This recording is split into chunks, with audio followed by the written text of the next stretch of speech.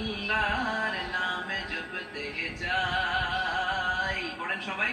মসজিদেরই পাশে আমায় কবরে দিও ভাই, যেন করে হতেও মুয়াজ্জিনের আযান শুনতে পাই।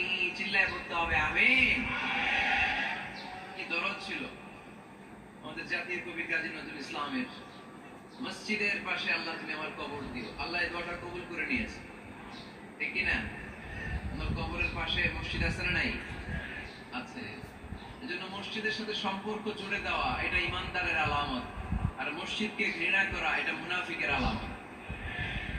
এজন্য আমরা যেন আমাদের হৃদয়টাকে মসজিদের সাথে জুড়ে দেই, মসজিদের সাথে যেন সুসম্পর্ক থাকে। মসজিদ সভা, মসজিদ নিয়ে দলাদলি নেই। দলাদলি আছে অনেক জায়গায়, হানাফি মসজিদ, আহলে হাদিস মসজিদ, এরকম আমরা দেখি বা শুনি, এটা ঠিক না। হানাফি মসজিদ বলে কোনো কথা নাই, আহলে হাদিস মসজিদ বলে কোনো কথা নেই। মসজিদ সবার ছোট্টখাট্ট বিষয় নিয়ে মসজিদে মারামারি, একজন হাত তোলে আরেকজন তোলে না, কিলাকিলি আছে না নাই? একজন বলে জোরে আমিন, আরেকজন আস্তে আমিন, মারামারি আছে না নাই? এগুলো কি মারামারি করার কোনো বিষয়? কথা বলেন। সালাতে ফরজ আছে, ওয়াজিব আছে, সুন্নাহ আছে, খেয়াল করে বুঝবেন। ফরজ যদি নষ্ট হয় সালাত ভঙ্গ হয়, you have to repeat your সালাত।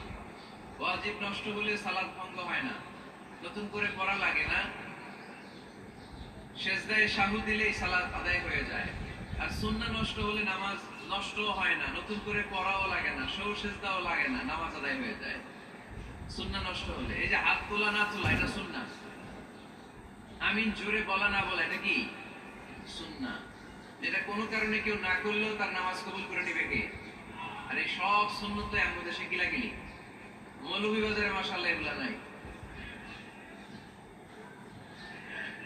এখানেও আছে। এগুলোর অবসান ঘটুক, আমরা চাই কি চাই না?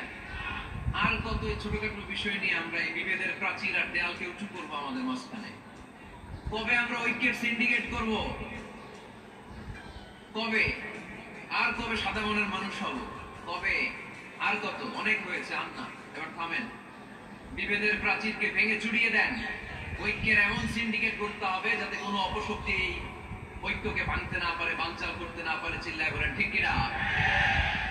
এজন্য মিউচুয়াল রেসপেক্টের